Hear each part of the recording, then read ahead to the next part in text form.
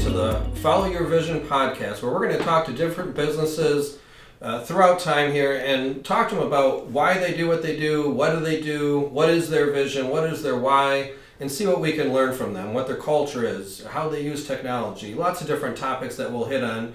But the big point is just talking to local businesses about who they are and what they do. So our first guest with us today is Bill Case from Strategic Energy Solutions. Bill, welcome. Thank you very much. Pleased to be here. Yeah, we're happy to have you. So why don't you just tell us a little bit about Strategic Energy Solutions? Who are you guys? What do you do? So Strategic Energy Solutions, this is our 26th. We just had our 25th anniversary celebration last year. Started with three individuals literally in the basement of our president, Steve Berding's in his house. And we're mechanical electrical engineering primarily. Then we also do commissioning services. The main thing that Strategic Energy Solutions is known for, though, is sustainability. And just as we say, energy solutions. So geothermal in particular. So we have a crew of about 50 people. Our office is over in Berkeley, and we work for a variety of clients, do a lot of K-12 work, we do commercial work, we have some cannabis work that we've done, healthcare, any number of environments that we're in. And then, as I say, the sustainability is a big push for us. So it's a lot about coming up with solutions for our customers, probably a lot like you, actually. Mm-hmm. Yeah. So if I'm a business or residential, why would I reach out to Strategic Energy Solutions? So we work for commercial clients, and typically we're working for architects. There's a couple times where we'll go direct, where we might be with a developer, we could be with a contractor. But typically an architect is coming and they'll say, okay, we're trying to either renovate something or we're trying to build this, and we need our systems obviously to work. At the end of the day with mechanical and electrical, sometimes I've heard it talked about that it's anything that flows through the building, electricity or water or air or gas or anything like that. But what it comes down to is, for example, sitting here, you say, well, you want the lighting levels to be right. You want it to be a comfortable temperature. You want to be able to get to hot and cold water when you need it, right? Mm-hmm. And it should just work. Mm-hmm. Architecture, they quite correctly get the accolades for the beautiful things that they create. We like being maybe hidden in the background. Okay. Sometimes you see, we've got some ductwork over here and some conduit. But the point is, we're trying to make it a comfortable and working environment for whomever's using the space. Okay, cool. So tell us a little bit about the inner workings of Strategic Energy. Who is Strategic Energy as a company? Like, what are your values? What's your culture like? Well, Steve started us down the path, and 25 years later, we have asked ourselves a couple times, okay, as one does, you revisit the mission. And it's always tempting when you get a room full of people to talk about, well, it should be this, it should be that, we should put all the words together. And invariably, he'll come back and he says, look, it's just supposed to be a great place to work. That's it. And it sounds sort of trite, and in a way, when he first said it, I'm like, okay, terrific, what? But what are we actually doing? Yeah. But it does translate to the whole thing. That's why he left. Steve was an engineer working at some different firms, and he's finally like, I don't like it. I like the way it works here. So he started his own. And we're very much about our people and trying to satisfy them and make it so, as we've said, you're not always delighted to go to work. I hope once in a while people are they're inspired, like, hey, I want to go take care of this, or maybe see the people that they're working with and taking pride in their projects. But you got to work. So we try and make it that it's certainly not a bad experience. And what we talk about is trying to have an environment where people can practice their craft to the best of their ability. So it takes a facility, it takes tools. We'll talk about the technology, policies, and people, and all those things. But at the end of the day, we just keep coming back to it, focus on the people, and the rest of it works out. Yeah, it's very similar, to who we are. Vision Computer Solutions is, it's one of Dave, the owner's big things has always been he wants everybody to have exactly what they need to do their job at their best, the best way they can, right? So it's, like you say, there's different tools or systems or technology that needs to go in place to help people, and that's something a lot of people aren't used to, and I can understand that talking to you about Strategic Energy too, is people come in and they're used to being told, okay, here's what you have and here's what we need you to do, and that they kind of leave it at that. And people tend to be kind of surprised when you say, okay, what do you need to be successful? What would help you do your job better? Absolutely. And a lot of times people are like, well, what do you mean? Right. Yeah. I have a choice, or Right, I can. exactly. I mean, it was so when we work from home, just as an example, right? And not to go backwards on any of this, but we never forced people to come back, and we wouldn't. We have a large number of people who work hybrid. Well, when we made that change, and now consistently, and the team members that we added, that's our question: is what do you need? What do you need at home? What do you mean? Oh, you give me a laptop. I'll be right, but when you're there, I mean, again, and if you get Steve going on this, I'll be like, well, we have a couple of monitors. We'll get you your camera and a mouse and keyboard. And Steve, and a chair. Do you need a special chair? I mean, because the whole point is you want this person to, wherever they're doing their work, to be able to be comfortable and to feel confident and to be able to just focus on that work. And to your point, I mean, I've had that. I've been around for a while. Just look at the gray hair, right? And you go places sometimes like, well, this is how it is. And why are you even asking for something different? And you just got here, and who do you think you are? And Yeah, or you're welcome to pay for that yourself. Or correct, right? And until you do, and they say it's not compatible. But the point is that you shouldn't have to do that. I mean, we go out and we want to hire both of our companies, and probably the people who are listening. You want to hire the best. We're all struggling with that, right? And you get these people who they buy into your vision, and they come along and they join you. And if you don't honor that, and if you don't do everything you can to make them happy and comfortable, and again, really good at executing what they do, you're totally missing the boat, because they won't be able to do it, and they'll get frustrated and they'll go. Not to mention your customers are suffering, your deliverables are suffering. So it always comes back to that. It feels like the more we go and look at it. Yeah, absolutely. We just went through something similar. I hired somebody down that's based out of Florida, and so she's working from home, and she's got a new baby and everything. And so when I hired her, it was kind of the same thing. Like, okay, let's pretend like you could build your perfect setup. What do you need to be successful, right? Because this person's on the phone, not 8 hours a day, but that's their job is to make calls and set appointments and stuff. And so, we sent her the computer and the 2 monitors and the dock, and we got her a standing desk and like the full setup. And she was kind of blown away by it. But it's like, look, you're doing a job that not a lot of people want to do. You do it very well. I need to make sure that you're comfortable, happy. That you can go through your day. And it's like, even stuff like, she'll reach out sometimes like, the baby's acting up, I got to step away from it. Like, yeah, do what you need to do. Like, I know the work's getting done. Absolutely. So it's, having that flexibility and being open to just kind of, I always say kind of let people be adults. Like, I don't feel like we have to manage to the minute. I've always said I would hate to be micromanaged. I've worked for a micromanager. I don't last long because I can't stand it. And anybody that I hire, I tell them, I'm not going to micromanage you, because I hate micromanaging just as much as I hate being micromanaged. So correct. I need to hire people that I know if they're going to understand their job and they're just going to do it. And I don't care so much when or how or anything else, as long as the job's getting done. Well, I mean, and that's the partnership.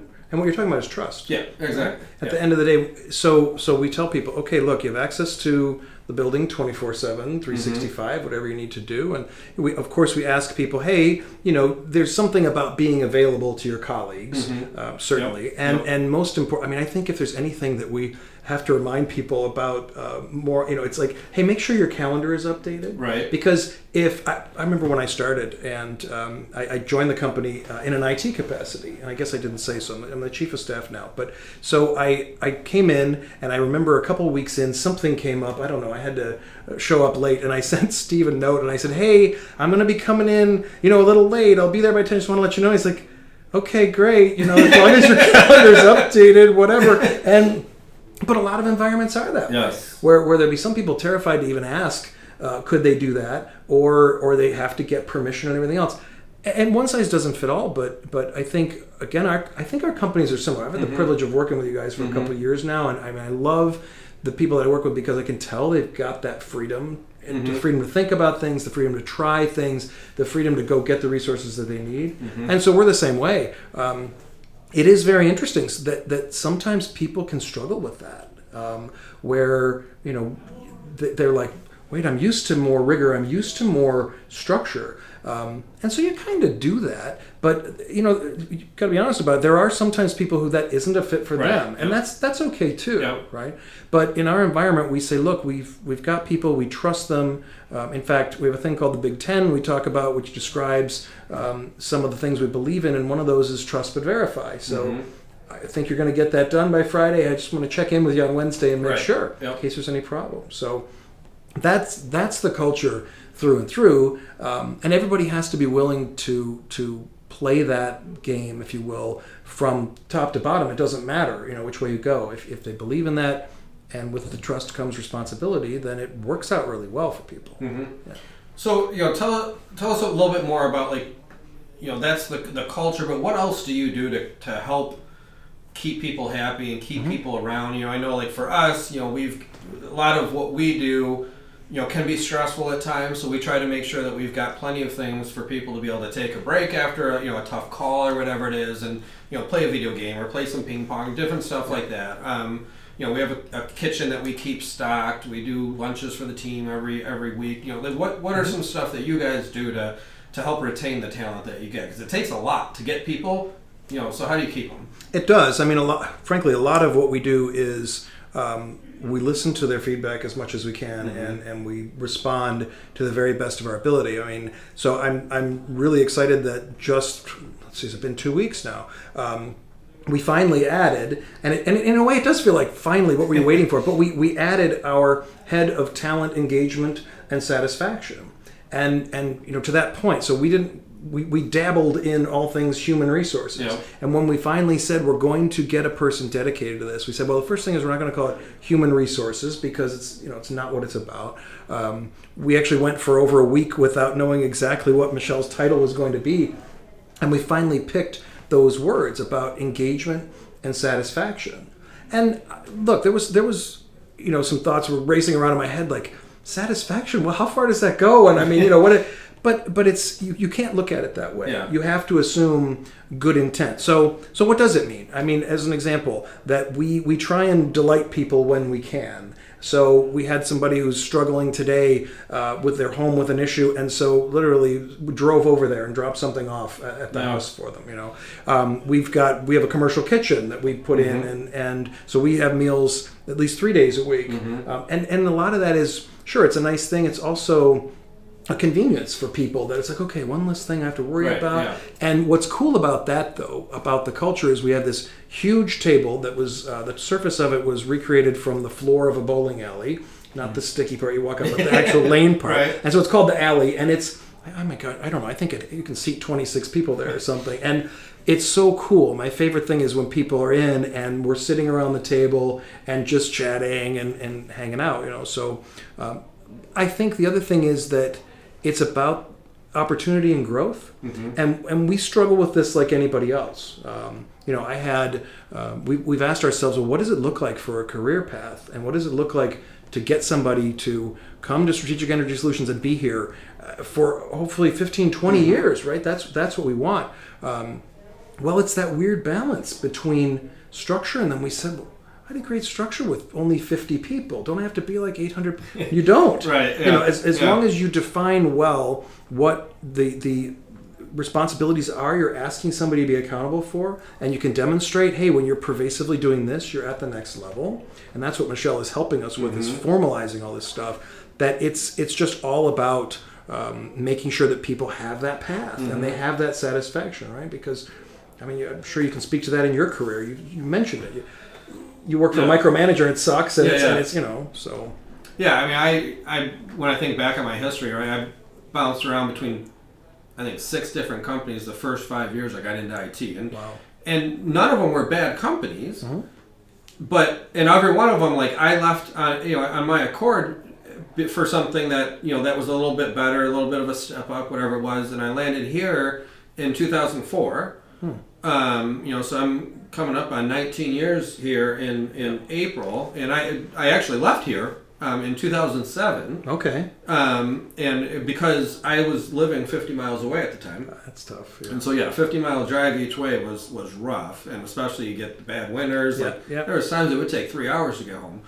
And so I wasn't even looking, but this job popped up for a company that did what we did, and they were 10 miles from my house. That's And I'm like, I gotta do it. Yep. And I remember I was 3 months in at this new company, and they were a good company. They knew what they were doing. They did the same stuff we did. They were a good company.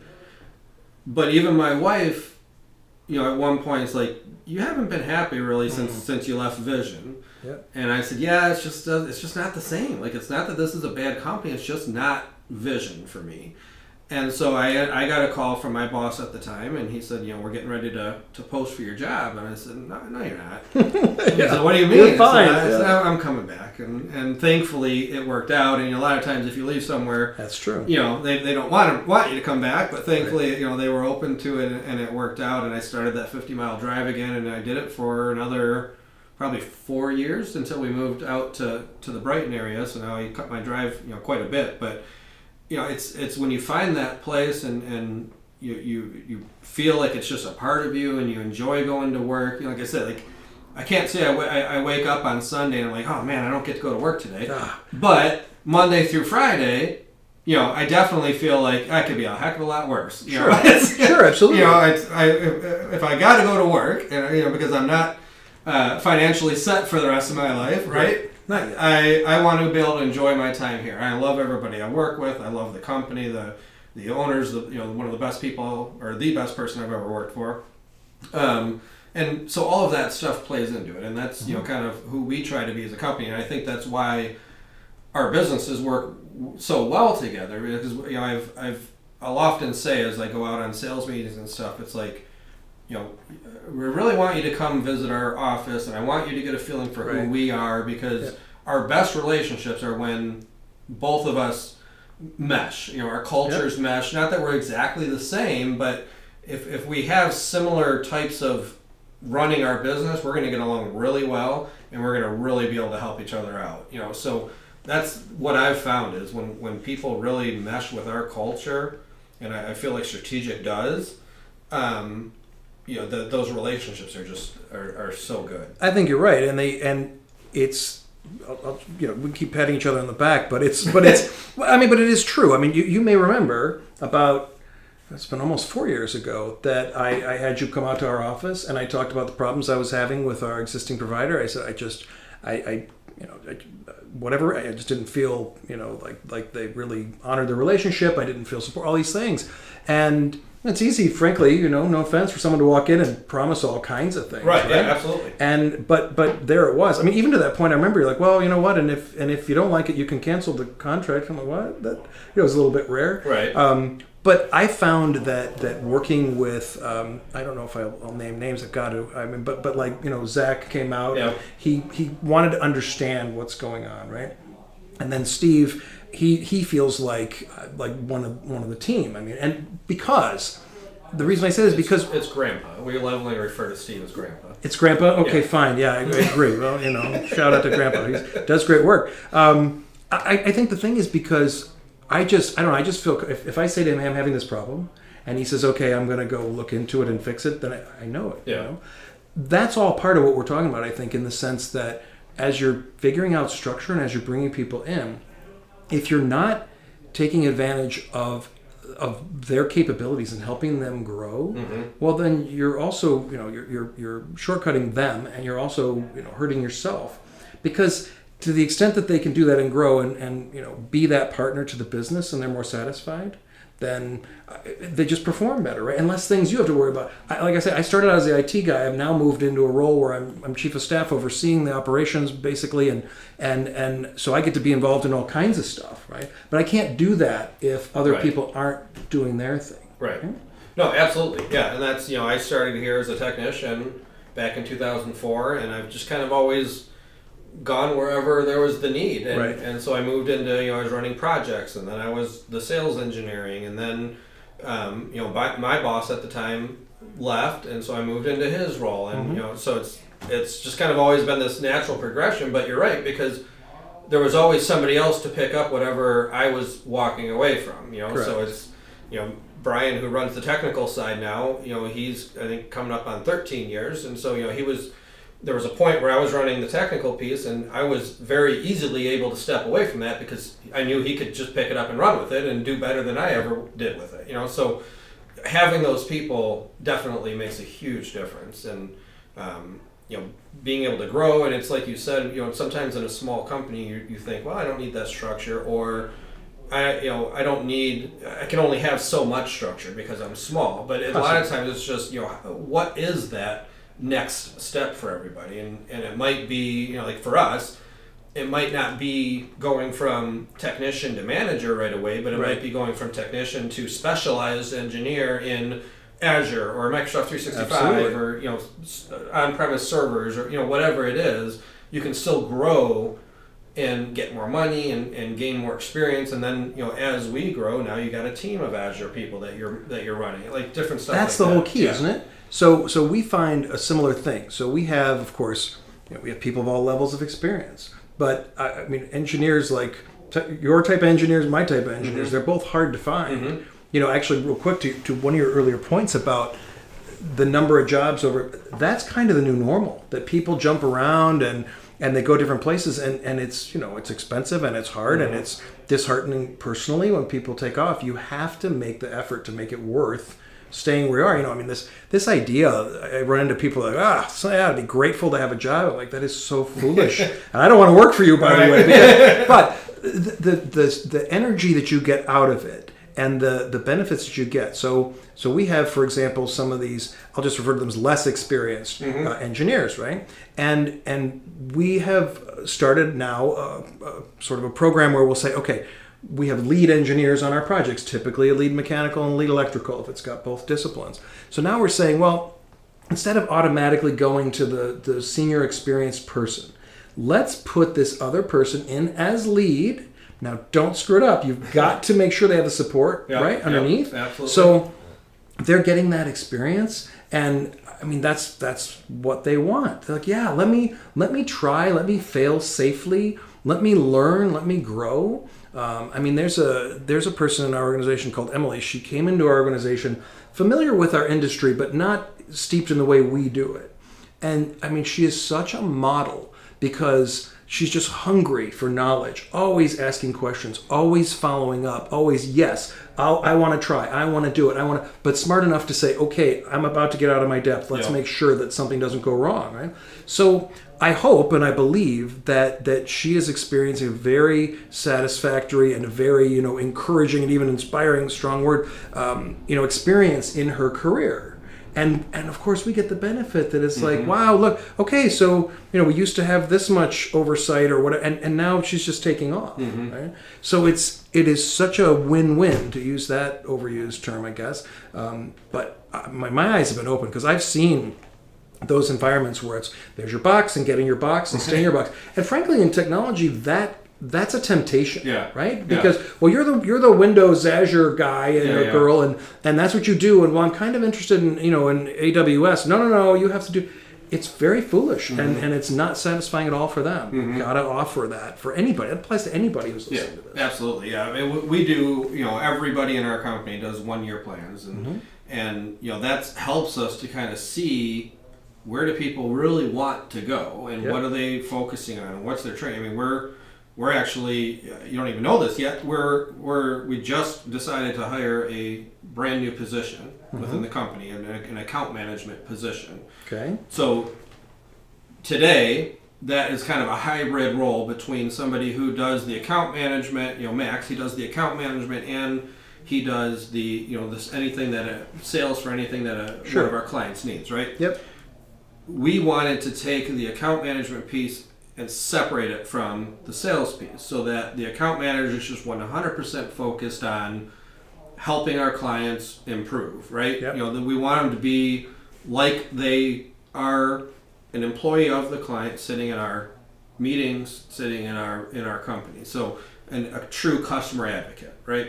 And that's hard to do when you're also doing the sales side. So we said, let's separate that. So, we posted it internally, and we had somebody that we knew this was kind of the way they wanted to go, but we had a few other people that showed interest in it too. So we obviously we talked to everybody, but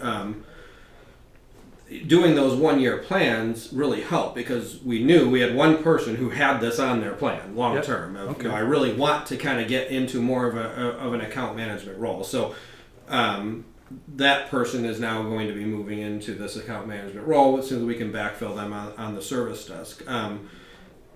But we've found, you know, the system that we use for all of our meetings and stuff is Traction. You know, so we do level 10 meetings and all of that. But you know, We are a Traction company as well. Oh, EOS. yeah, perfect. Yeah.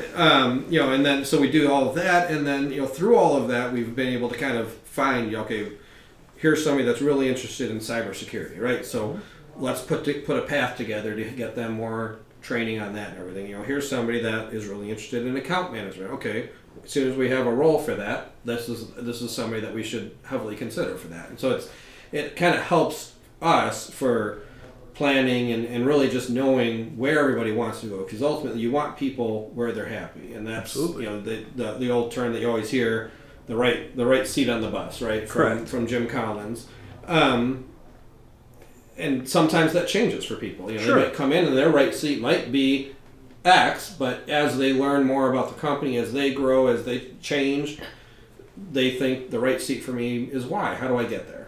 Sometimes the bus changes too. True. Yeah. to move seats around, right? Yeah. But what I think is really, you know, I don't know the right word. It's interesting, but it's also like, yes, that's just the right thing. So think about it. You've got somebody who's technical, right? And again, something we share, right? We have engineers, Right. very technical, you know, not to stereotype anybody, certainly, but okay, this is, well, all right, this is what I do if I'm in a technical computer role. And I've been there, by the way, right? I started as a tech as well. So, and now to think that they can say, well, all right, I'll go work for Vision, and that seems cool, and I like it there, and, you know, they got all that fun stuff and all that, and yep, I'll be a tech there.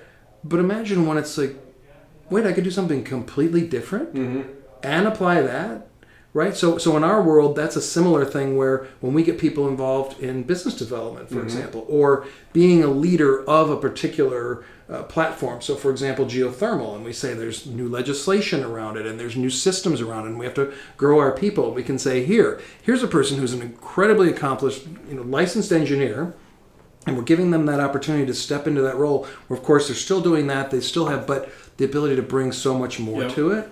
And that offers that promise where instead of, again, I hope, you know, over time, old school thought of, well, you know, you go sit in that box and that's what you do. And then when you get tired of that, then we'll get someone else to be in that box, right? So that's where the opportunity comes. And even from the perspective, you know, we are reaching a point now after 25 years where our, you know, Steve is our primary owner, and he is saying, okay, it's now time to spread that out. And so we are actively figuring out our plan and program for how we can expand ownership, which is incredibly powerful, right? To say to somebody that now you can have skin in the game, now you can be here and make a difference and have that voice and have, you know, that investment literally in it. Because it's all about engagement. Because the minute that we decide, in the same sense that the minute that if a client of ours decides that we're just a commodity and it can be gotten anywhere or done anywhere, it's over. You're done, because the person has lost engagement. There's really no, right? They're not involved as much as they want. Certainly not passionate about it. And it shows. So the best thing you can do is say, yep, here's this. And when they say, well, do you think I could? The answer has got to at least be maybe. Right? Yep. And then hopefully it's let's find a way. Right. And that requires patience on both, you know, both parts. But it's about what at the core they can do. I mean, that's what sort of, I don't know, I guess that's my favorite part of what I do is figuring out, all right, how do we, you know, of course, we're solving problems and coming up with, you know, strategies, whatever, but it's about, okay, how can we put this person over here? And now that we have that dedicated person playing that role, it's like, good, because, you know, go and do that and just really make it as fulfilling as you can for everybody. Yeah, you have to constantly figure out, like, okay, what else can I be doing to provide value? What else can I, because, like you say, otherwise you become a commodity. I mean, what we do, there's 120 companies in the Detroit metro area that quote unquote do what we do. but it cannot be to the same level. I'd say that even if we were just in your basement somewhere, I'd say that it cannot be to the same level. But. No, that's exactly the thing. I mean, it's that there's probably 5 that I consider our competition. And what I judge that on is when we come up against them, because we all come up against each other, right? Sure. There's always nobody is 100%, never loses a client, right? But I look at the companies who very rarely I come up against, and then when I do, what are the types of things I'm hearing about? Like I remember going on a sales call a few years ago for one of our competitors, and I said, "Why are you looking to leave?" And they brought up the reason, and I said, "Okay, is that the only reason?" They said, "Yeah, other than that, we're happy." I said, "Okay, well, you should just stay with them." And they were like, "What?" I would have done the same thing they did, and here's why they did it, and it's the right thing for them to do. And if that's the only reason that you're leaving, don't go through the process. Just stay. You're going to be right where you were. Right. Yeah. And it's so that yes, there's 120 companies that quote unquote provide IT services, but sure. Do they do everything they can to provide what they promise? And that's to me the big thing, and that's where I would truly believe there's probably 5 in the area that truly do. None of us are 100%, none of us are perfect, but truly try to do everything that we say we're going to do. And even that, though, there's 5 options. You got to still be different. You got to still constantly evolve, with technology. And with geothermal, that's a constantly evolving thing sure. too. Like you just got to be up to date and be learning the new things and everything too. It's time. Well, it's. I mean, one size rarely fits all, anyways. Right, yeah. And you'd like to think, the technology manufacturers would like you to think that everything just works. Yeah. And of course it doesn't. And the same thing, with engineering. I mean, we're coming up more or less, as much as it's true that sure, we're dealing with, heating and cooling systems, we're dealing with power systems, we're dealing with lighting, we're dealing with, whatever system we're dealing with. Yes, but the actual implementation and piecing it together and making it work for your environment, that's the trick, right? It's funny that I keep watching all these about, artificial intelligence and AI is coming and it's here, right? And so, okay, here, give me a building that does this, give me engineering that does this. And I'm like, right, except that's the wrong application of that, So right. I'm not saying that there's not huge potential for AI to automate a lot of things and simplify a lot of things. I mean, it already is. You call a voice attendant on something, there's a very, very good chance that it's a computer on the back end and it just works, all day and all night. So, but it's the knowledge that, the application of it, and that's the experience behind it, of course. That's the collaboration. And we recently had an example. We're dealing with something. Because, the other thing I like is that, just parenthetically, I like that I can still keep my fingers in the IT stuff. I guess it makes me comfortable. Part of me, I just can't help it. And the last part of it is like, oh my gosh, I'm just tired of. Give me something that I just kind of know. Tired of the big questions that I don't know the answer to. But it was interesting. I jumped on a call with Dwayne, and I think Adam was on the call as well, and we're kind of going through something, and I'm sharing my screen, and like, oh yeah, look, oh hey, I just found that. We got to the answer, and it was such a cool thing. So, yep, that's it, and let's write that down, and that's that partnership, and that's what we try and strive for. It's hard though sometimes because a lot of times, and I understand it, a lot of times a client will be like, look, I just need this done, okay, and I don't have time to help you or walk, and they're going as fast as they can and dealing with all the pressure from their owners, and so that can be hard to try and extract that. That again takes the people where you're taking the time to teach them. Well, how do you interact with somebody, and how do you? You must run into this all the time where you've got. I mean, my gosh, I can remember some of the people that I dealt with, and even though, it's you told them 18 times what not to do, and then they go and do it, and now they want it fixed right now. And you have to know how to handle that. Yeah, absolutely. Diplomatically. Yeah. Otherwise, you're going to find yourself, it will be your fault. Yeah. So I think that's what you've got. But if someone's heart isn't in it, and knowing that, okay, I want to fix this problem for this person, and I understand and I'm empathetic to the stress that they're feeling, and let's just get this going because this is what I do. And then even beyond that, the last part of that story that I was telling you we were working on that I didn't finish. The best part of it was we said, okay, let's make sure this is documented, and in fact, can we get a little system in place so that we know if it happens again? Made it better, right? Yeah. I mean, that's the best of all. Yeah, absolutely. Right. So I think that's terrific. That's where we have to go. Yeah.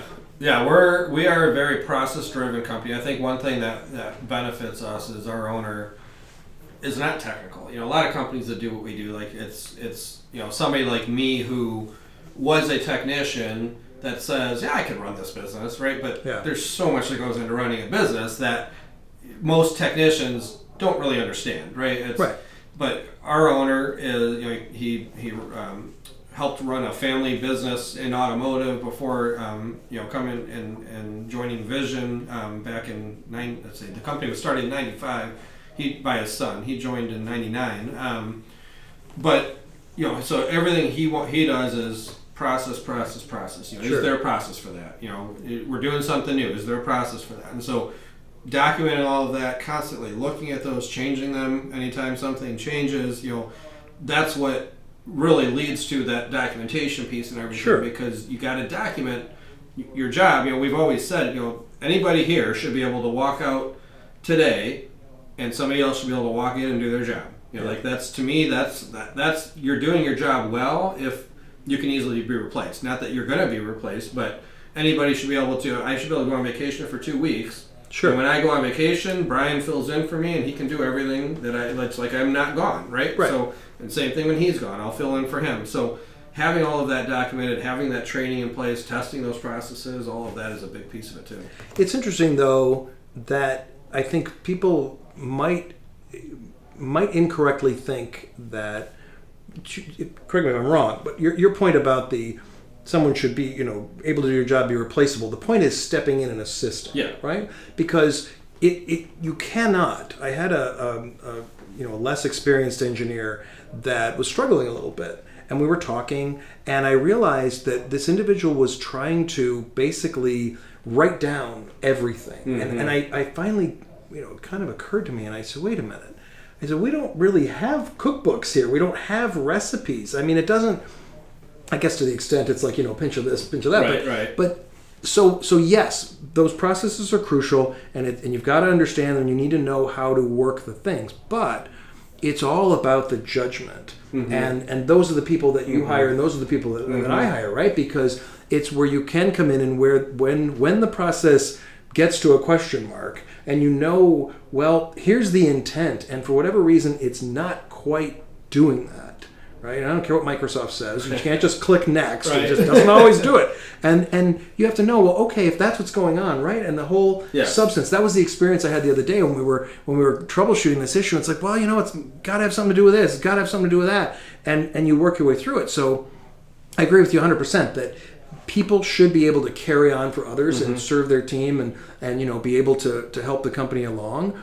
But it's certainly not, we're suggesting this, that anybody could just walk in, and as long as you have the magic book, right. They can do it. It's all about the application, and that's really, the magic. Because the other thing is, it just crossed my mind, is sometimes people have to give answers that people don't love, mm-hmm. right? I mean, mm-hmm. it's like, well, in our world and in yours, we'll get calls and they'll say, well, okay, so we need this, and our schedule is we want to have documents for bids in 3 weeks, and we're like, it's simply.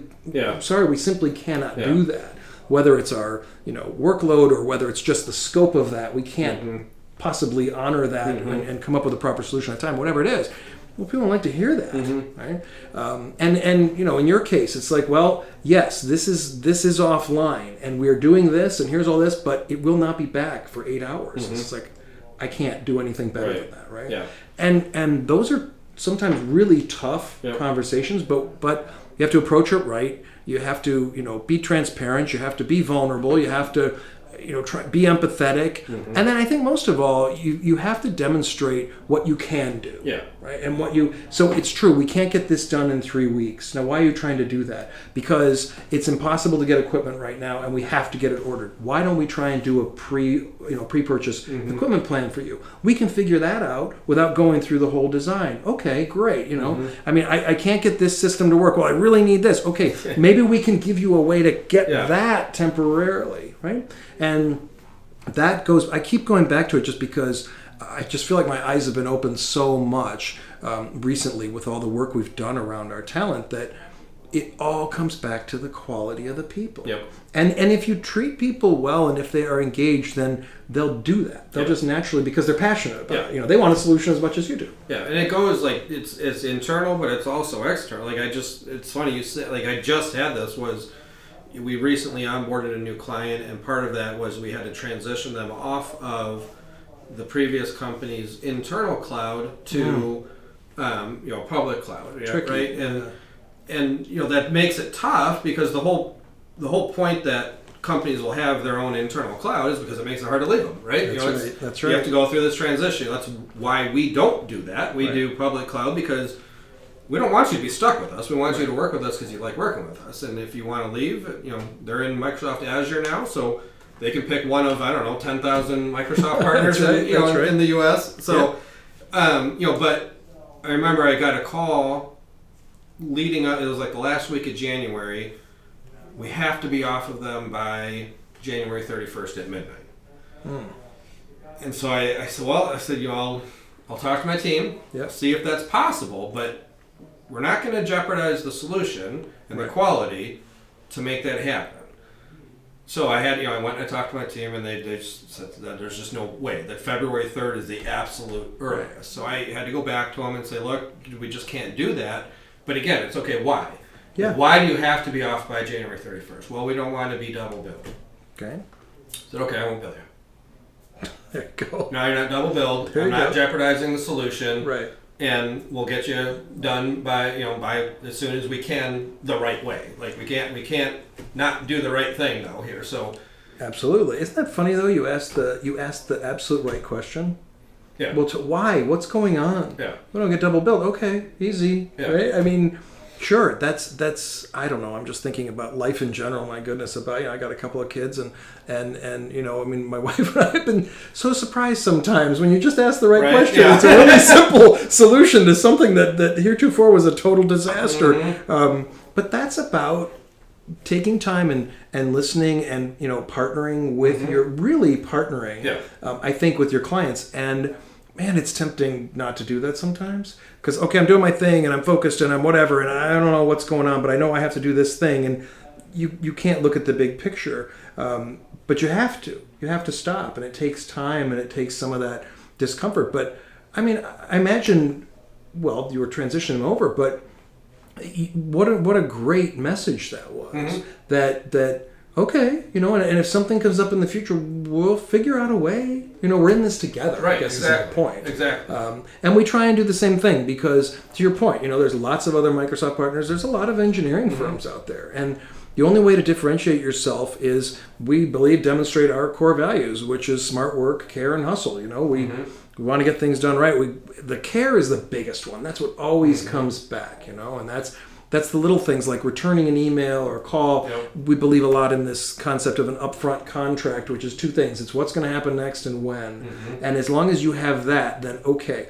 And from my perspective, I guess I've just learned over the years that managing expectations is the most important thing. Yes. I've got a contractor that's doing some work for me now, and this guy is incredible about, he'll call and he'll lay out, this is what's happening, we have this issue, whatever the point is. And it's like, okay, I'm not always delighted with what I hear because I wish we could, but at least I know, and I don't have that surprise. I got a call, and even just those little things. So I got a call the other day from Andy, and he says, hey, so, you told us you were having a little issue with the Wi-Fi's being kind of weird. We asked, could we reboot it at noon? Yep, we can reboot it at noon. Well, hey, it's almost noon. Is it still okay? Can we do that? I'm like, yeah, thanks for asking. Go ahead. Right? Because who knows? Right. I got somebody doing something, and all of a sudden it's like, give me 10 minutes. It's just caring enough to be like, when I do that could, there's going to be a little bit of an outage. Right. And so that person I don't want inconvenienced, and then they're going to go yell at Bill for a minute, and I don't want that. I like Bill. So, it's just about that care. Yeah. And as long as you have that, I mean, I think that's a great story about how you come to them and you're like, okay, well, here, let me solve the problem. I mean, that's what it's all about, isn't it? Absolutely.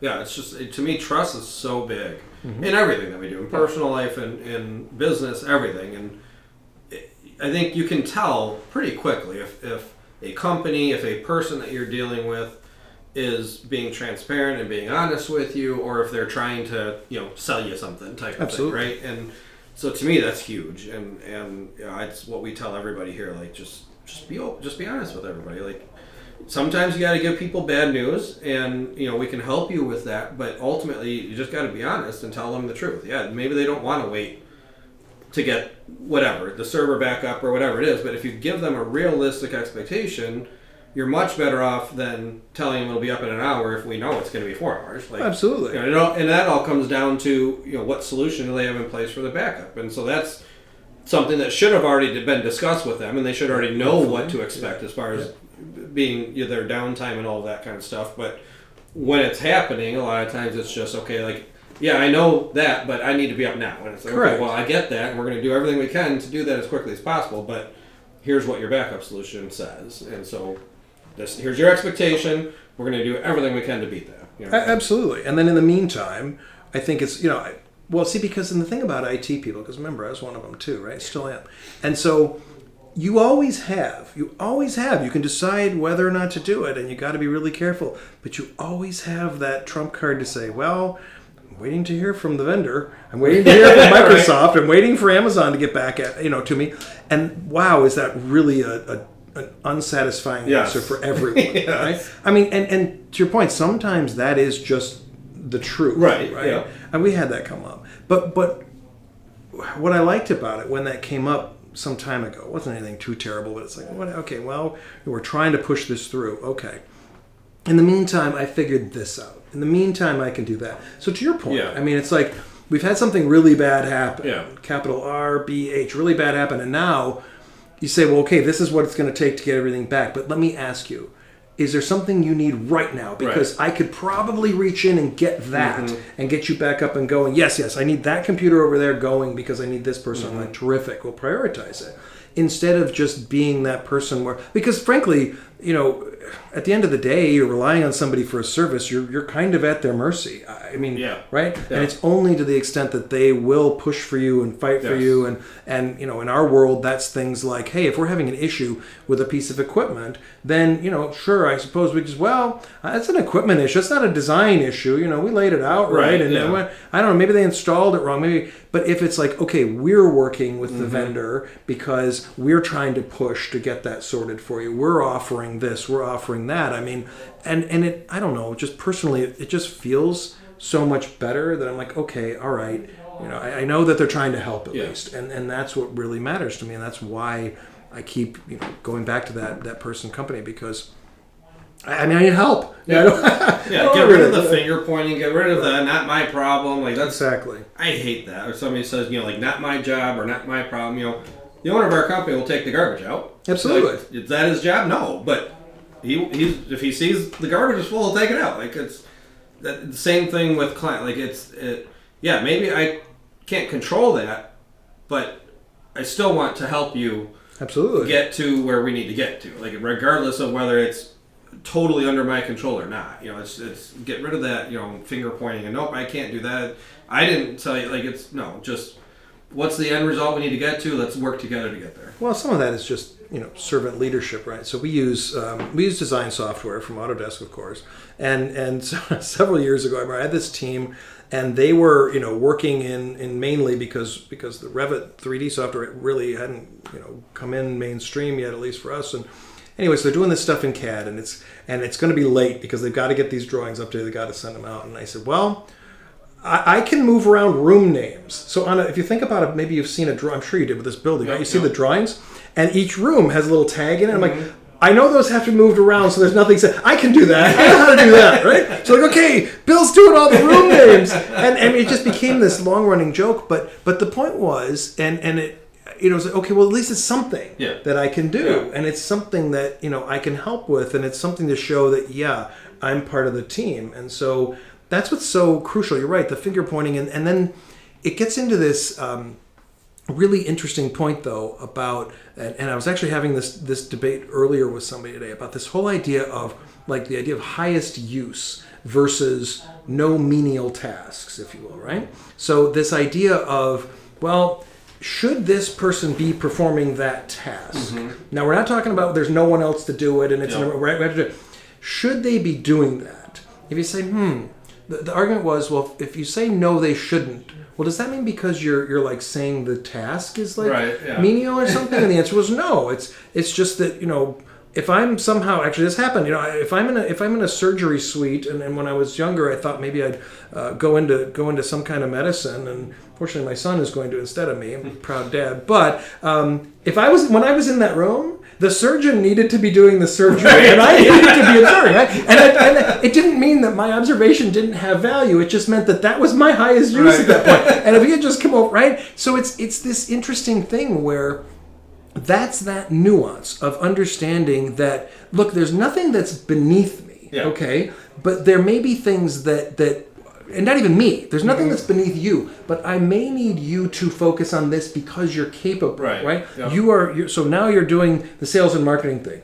I imagine if I gave you an Outlook problem, you could probably fix it for me because, right? So I'll tell you what my entire team would say, as long as it's Outlook 2003. Okay, fine. Same thing. I can do Windows 98 all day long, right? So, but right, I just feel like that's a thing where it comes back around to this whole idea of teamwork, that I'm willing to do whatever is necessary, but I'm also, I'm going to try and use you to the best of your ability. And that comes back to what we talked about earlier, that it's like whatever potential you can live up to, whatever I can do to enable that.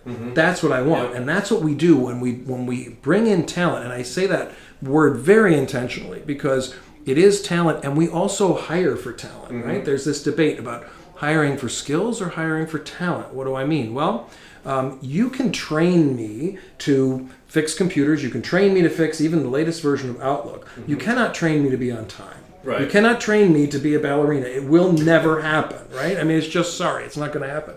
So, because I don't have a talent for that. And if you hire for somebody's talent who has attention to detail, cares about things, wants to do a good job, is aspirational, well, you can throw them at so many things, I mean, sure, of course, there's lots of subject matter expertise you have to have, but that's what it's all about. And so you get the talented people, and then they can come and what a great feeling when you feel like, wow, I'm really proud of myself that I did that, and I feel like I was able to push myself and do it and get through, and I accomplished it, and then of course I was rewarded for it. That's the whole goal. Yeah. That's what will get you to be somewhat excited about going to work Sunday night. Like, okay, all right, but tomorrow should be a good day because I'm going to work on this, and I think I can do it and finally solve that problem. Yeah, yeah, it's very true. That's I think of my daughters, but they both play music, and I love music. Sure. I love live music. I love listening to it. I cannot play anything. I couldn't even play a triangle, probably. But they, one plays guitar and drums and a little bit of piano, and another one does piano and guitar and ukulele and a little bit of violin, and like. You must just sit there like awestruck. Oh, I love it. Would, yeah. I love it. My daughter's a swimmer, and I'm just like, I just watch her. I'm like, I can't do that. Yeah. So I'm with you, but that's amazing that they can do that. Yeah. And sounds like you've given them a diversity of different opportunities. I'll try ukulele. Go ahead. Right. Yeah. And I could see why that would translate through to what you do here. And then I imagine at some point probably she's like, I tried this. I don't want to do that. All right. Yeah. That's okay. Yeah. Just absolutely. Keep working on it. Yeah. It's like you always hear about the don't ever buy him a drum set, but. I love it. Like, I'll sit there all day and just, I'll watch TV and listen to the drum. Like, I love live music, so it works out for me. Yeah, you're proud. That's proud. No, and that too about being passionate. I guess I have this thing where I try and bring it back to my other points, I suppose. But think about that with your team as well. Yeah. That when you are. I don't know. Proud of sounds more like dad than, like a leader, which I get. True. But it's true. Yeah. You're proud of your team and you say, look at what you did. Look at, stop. Don't underestimate it, right? Mm-hmm. And you celebrate. Hey, everybody, come here. I want to tell you what Zach figured out, finally. I'm just kidding. But that's a crucial thing to be able to celebrate that and really be invested in it. Because, by the way, you can't really fake that. Yeah, no, it's very true. Yeah, it's when you get an email from somebody like, "Hey, I just want to let you know so and so did an amazing job." You feel pride, even though you had nothing to do with it. Right. You're just like that is who we want to be. So absolutely. That you love seeing people that are embodying who the company wants to be. Yeah. And providing that experience, because it's like, and you get that pride, and it's, like I say, you didn't have anything to do with it, but like I guarantee you, I did not pass an ounce of musical ability on to my kids, Right. But I'm still proud when I Of hear course. them play, and it's the same thing here. It's like, I didn't teach them how to do anything, but when they can go out there and make somebody really happy, it's like, wow, that's awesome. Well, and again, not to equate, children Yeah. with team members exactly, but I mean, I imagine when your daughter walks out, you're like, hey, that thing you were doing with the whatever that, Right, man, yeah. that was so cool, right? Bright, big, Yeah. big eye smile. And the same thing when you walk by and say, hey, you know what? I saw that ticket and I read it, and wow, you handled that brilliantly, right? This isn't some sort of like, I don't know, Jedi mind trick. That's Right, just yeah. being appreciative and honest. But Yeah. too many, I mean, sadly, how many complaints do we get, Yeah. right? And people just love to do that, Yeah, and they don't hesitate. So, and sometimes okay, but you've got to support the people, and you've got to have their backs. That's a whole other thing, right? Mm-hmm, I mean, but when things are going wrong in that nuance, it was, in fact, it was interesting.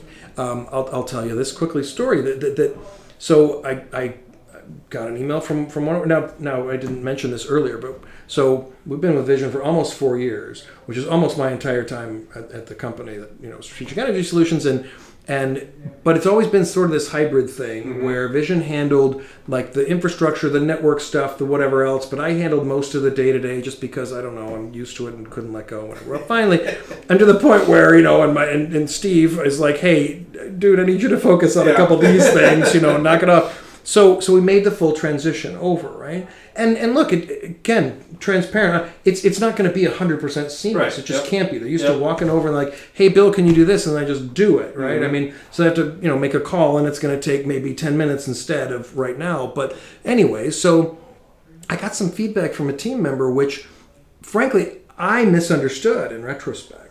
And so I sent a note off to Ryan. I'm like, Ryan, what's going on with this? And this, I don't know. That's probably crabby. I don't like this. And he's so good. He puts up with me. But he called me back, and he said, what was really interesting, the first thing he said, hey, Bill, listen, I'm sorry, I'm sorry for the frustration. I listened back to the call recording. I'm like, what? And he went back because he wanted to know. Yeah. He didn't just go talk to the, and he said, listen, I kind of listened. I think this is what happened. I think there was a disconnect. And you know what? We own a little bit of that, and maybe we could do some. And I was like, yeah, and now I understand. And I went back, and man, it was just about that honesty and that partnership, and because it won't always be perfect, Right? To your earlier point, Right, but just having that, because I got off the phone and I thought, okay, you know what? If something goes wrong, they're going to try and fix it, which great, because when I screw something up, I appreciate that they'll have a little grace for me too, because I do it all the time. That's kind of where it all goes, and so I don't know. It's just all about that. I feel like the whole message is that you've got to treat people well and honor them. And again, we talk about making our company as a great place to work, making it somewhere that someone is going to be delighted to practice their craft, and the same thing, right? Because that's frankly how you're going to move things ahead. But I don't know. I like to think that I've got, I don't know, probably more years than I think that I'll be working, but you never know. We'll see. But that when I get done, that I hope that and believe one of the most satisfying things will be to look and say, okay, I had a little piece in that, and I remember when we moved, and to be able to see that's satisfying, very personally. So I hope that that's something that we can continue to build, and we will. Yeah, absolutely. Hey, I really appreciate you coming on today. Again, this is the Follow Your Vision podcast, and I don't know that we'll have discussions as good as this moving forward, but I hope so. Bill, thanks a lot for joining us and helping us kick this off. Pleasure, sir. Yeah, thank you. All right.